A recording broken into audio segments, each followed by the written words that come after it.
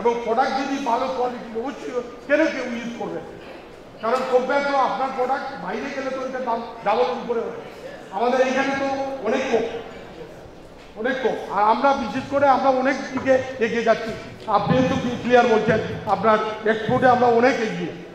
এই দেখেন আমাদের এই তো শ্রীমঙ্গলের পরেই দেখতেছেন প্রাণ, আরিফেল বিভিন্ন একদম সব এখানে আপনার সিরামিক ইন্ডাস্ট্রিগুলো এখানে এসে মানুষ কিন্তু এখন বাংলাদেশি প্রোডাক্ট দুনিয়া ইউজ করতেছে। এককালে ছিল, এখন আর ওই দিন নাই।